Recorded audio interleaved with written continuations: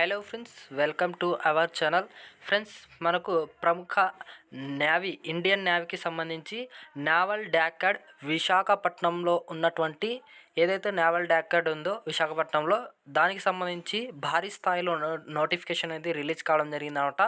ఈ యొక్క నోటిఫికేషన్కి సంబంధించి భారీ స్థాయిలో పోస్టులు కూడా రిలీజ్ చేయడం జరిగింది. అలాగే ఈ యొక్క నోటిఫికేషన్కి 10th అండ్ ఐటీఐ పాస్ అయింటే కనుక కంపల్సరీ ఈ యొక్క నోటిఫికేషన్కి అప్లికేషన్ చేసుకోవచ్చు. అలాగే ఎలా అప్లికేషన్ చేసుకోవాలి, ఈ యొక్క నోటిఫికేషన్ డీటెయిల్స్, సెలెక్షన్ ప్రాసెస్ ఎలా ఉండబోతుంది, ఈ యొక్క రిక్రూట్మెంట్కి ఫుల్ డీటెయిల్స్ అయితే క్లారిటీగా ఈ వీడియోలో తెలుసుకుందాం. ఎండ్ వరకు అయితే వీడియోని చూస్తూ ఉండండి. అలాగే కంపల్సరీ కొత్తగా చూస్తూ ఉంటే కనుక సబ్స్క్రైబ్ చేసుకొని బెల్ ఐకాన్ను యాక్టివేషన్లో పెట్టుకోండి. ఇటువంటి అప్డేట్స్ మీకు ముఖ్యంగా వస్తూనే ఉంటాయన్నమాట. మరి మెయిన్ టాపిక్లో అయితే వెళ్దాం. ఇక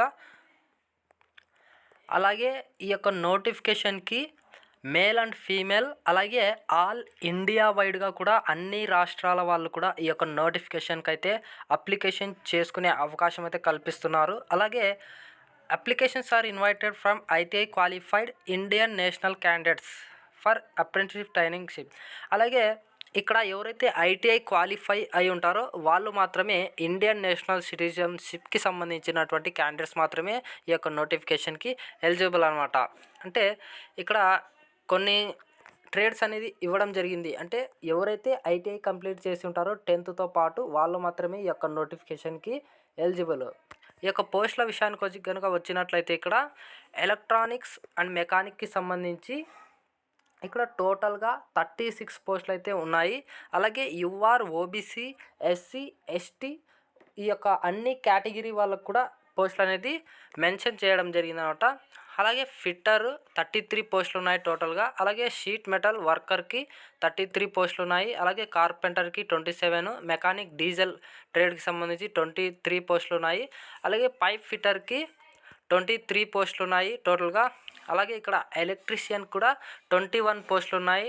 అలాగే పెయింటర్ జనరల్ కూడా 16 పోస్టులు అయితే ఉన్నాయి టోటల్గా. అలాగే రీఫ్రిజిరేషన్ అండ్ ఏసీ మెకానిక్కి సంబంధించి 15 పోస్టులు ఉన్నాయి. అలాగే వెల్డర్, గ్యాస్ అండ్ ఎలక్ట్రికల్కి సంబంధించి 15 పోస్టులు ఉన్నాయి. అలాగే మెషినిస్ట్కి 12 పోస్టులు ఉన్నాయి టోటల్గా. అలాగే ఇన్స్ట్రుమెంట్ మెకానిక్కి 10 పోస్టులు అయితే ఉన్నాయి.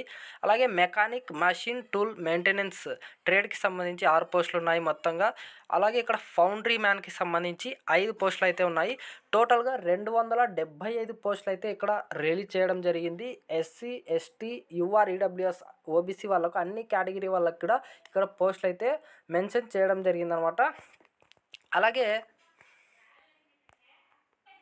ఇక్కడ ముఖ్యంగా మీరు గమనించండి, 1-2 సార్లు ఎడ్యుకేషన్ క్వాలిఫికేషన్ ఇక్కడ మెయిన్ టాపిక్ అనమాట. అలాగే క్వాలిఫికేషన్ కనుక చూసుకున్నట్లయితే మస్ట్ అండ్ షుడ్గా 10th పాస్ అయ్యి ఉండాలన్నమాట 50% మార్క్స్తో. అంటే మనకు 10thలో 50% పర్సెంటేజ్ మార్క్స్తో మనం పాస్ అయి ఉండాలి 10th. దాంతోపాటు ఐటీఐ 65%తో పాస్ అయి ఉండాలన్నమాట. ఎవరైతే 10th అండ్ ఐటీఐ పాస్ అయి ఉంటారో 10thలో 50% అండ్ ఐటీఐలో 65%తో పాస్ అయి ఉంటారో వాళ్ళు మాత్రమే ఈ యొక్క నోటిఫికేషన్కి ఎలిజిబుల్ క్యాండిడేట్స్. మరి మీరు డౌట్ అయితే అడగండి. అలాగే ఏజ్ లిమిట్ కనుక చూసుకున్నట్లయితే ఇక్కడ ప్రతి క్యాండిడేట్కి కూడా అప్లికేషన్ చేయాలనుకునే ప్రతి క్యాండిడేట్ కూడా 14 ఇయర్స్ నుండి స్టార్ట్ అనమాట. ఇక్కడ ఏజ్ లిమిట్ కనుక చూసుకున్నట్లయితే మినిమం 14 ఇయర్స్ నుండి 18 ఇయర్స్ వరకు అయితే అప్లికేషన్ చేసుకునే అవకాశం అయితే ఉందన్నమాట. ఈ యొక్క ఏజ్ మధ్య ఎవరైతే ఉంటారో వాళ్ళు అప్లికేషన్ అయితే చేసుకోవచ్చు. అలాగే ఓబీసీ, ఎస్సీ, ఎస్టీ కేటగిరీలకు ఇక్కడ ఏజ్ రిలాక్సేషన్ కూడా కల్పిస్తున్నారు. తర్వాత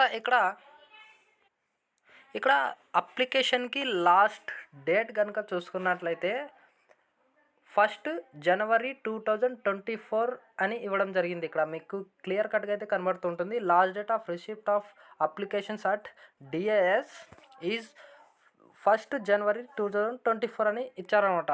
మీరు జనవరి 1 కల్లా అయితే అప్లికేషన్ చేసుకోవడానికి ట్రై అయితే చేసుకోండి. దానికంటే ముందుగానే చేసుకోవడానికి మీరు చాలా వరకు ప్రయత్నించండి. ఎందుకంటే ఇది మీరు ఆన్లైన్లో రిజిస్ట్రేషన్ చేసుకున్న తర్వాత ఆ యొక్క రిజిస్ట్రేషన్తో పాటు మన యొక్క డాక్యుమెంట్స్ కూడా ఆ యొక్క డాక్యుమెంట్స్ను ఆఫ్లైన్ ద్వారా అంటే బై పోస్ట్ ద్వారా అయితే పంపించాల్సి ఉంటుంది. అప్లికేషన్ ఫామ్ మొత్తం టోటల్గా కూడా.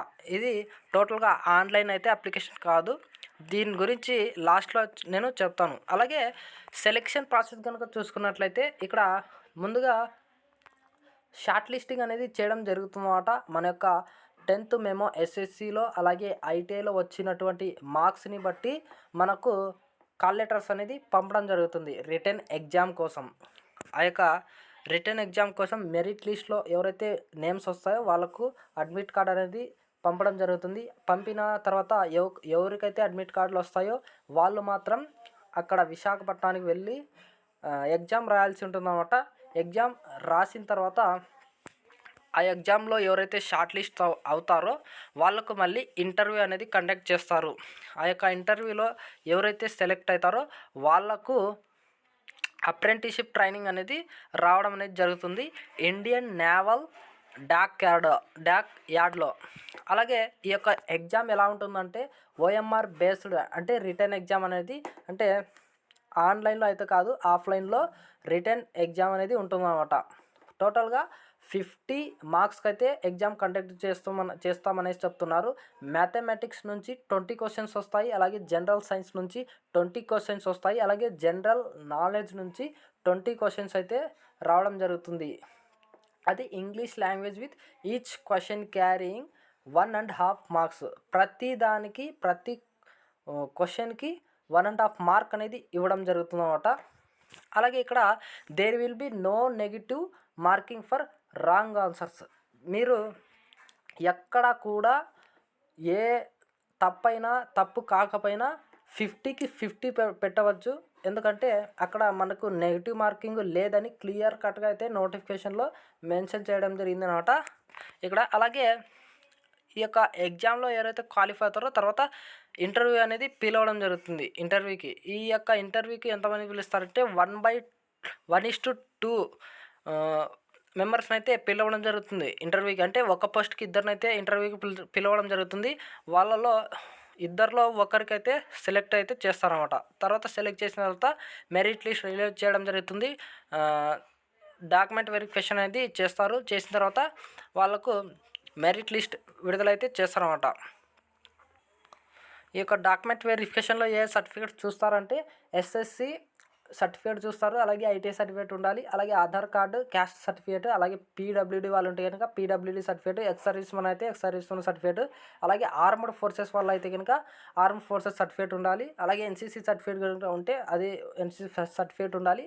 అలాగే స్పోర్ట్స్ సర్టిఫికేట్స్ కనుక మీరు పెట్టినట్లయితే స్పోర్ట్స్ సర్టిఫికేట్ కూడా ఉండాలన్నమాట.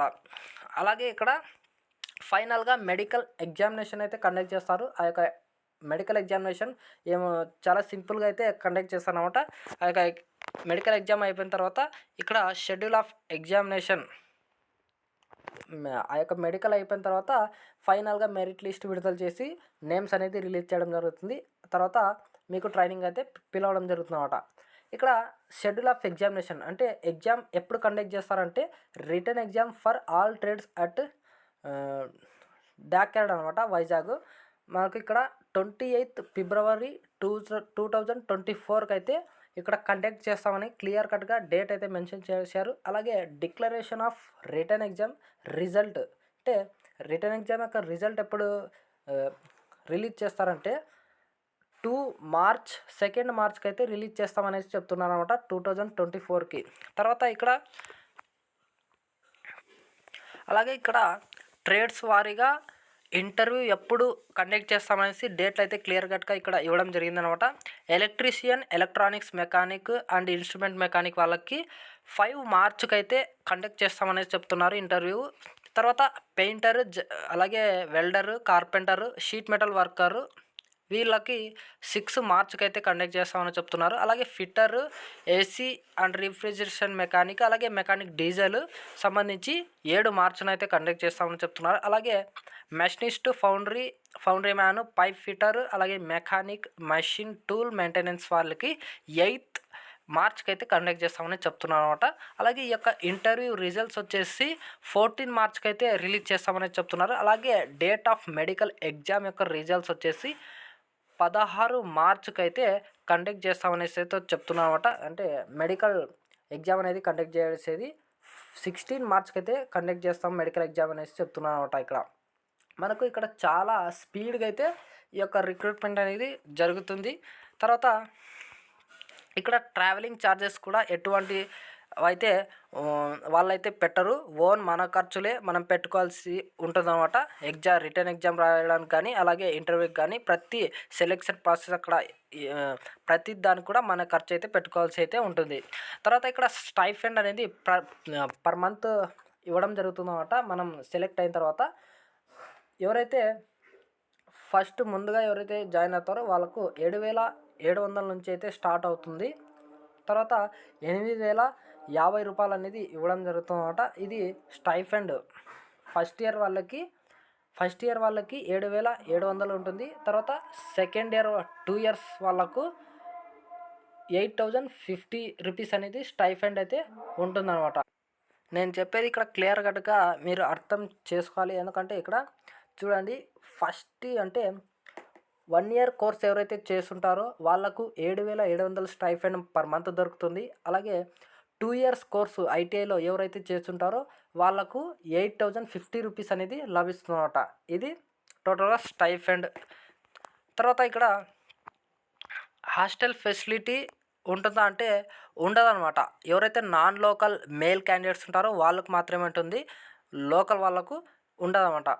తర్వాత ఇక్కడ క్లాతింగ్ మొత్తం కూడా ఇక్కడ అప్రెంటిస్షిప్ జాయినింగ్లో సప్లై అనేది చేస్తారు. యూనిఫాము అలాగే బ్లాక్ షూస్ 2 pairs ఆఫ్ స్టోకింగ్స్ అలాగే ఇవన్నీ కూడా వాళ్ళు ప్రొవైడ్ అయితే చేస్తారు.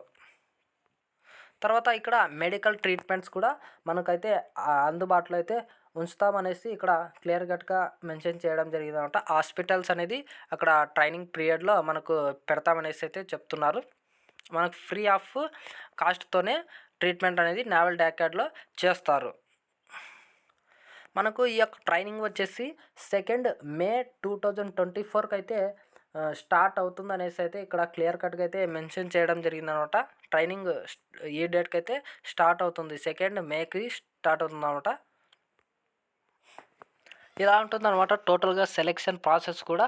మీకు ఇంకా అర్థం కాలేదంటే ఏదైనా డౌట్ కనుక ఉంటే కనుక కంపల్సరీ కమెంట్ బాక్స్లో కమెంట్ అయితే చేయండి. ప్రతి డౌట్ కూడా నేను రిప్లై అయితే ఇస్తాను అనమాట. అలాగే ఈ యొక్క నోటిఫికేషన్ లింక్ అనేది నేను డిస్క్రిప్షన్ బాక్స్లో అయితే ప్రొవైడ్ చేస్తున్నాను. అక్కడ నుంచి మీరు లింక్ మీద క్లిక్ చేసి పూర్తిగా క్లారిటీగా అయితే ఇంకా తెలుసుకోవాలంటే కనుక. అలాగే అప్లికేషన్ ప్రాసెస్ వీడియో కావాలంటే కనుక కంపల్సరీ కామెంట్ బాక్స్లో కామెంట్ చేయండి. చాలామంది కామెంట్ చేశారనుకోండి, నేను కంపల్సరీ వీడియో అయితే చేస్తాను అప్లికేషన్ ప్రాసెస్కి ఎలా చేసుకోవాలి అనేది. Thank you friends, thank you for watching.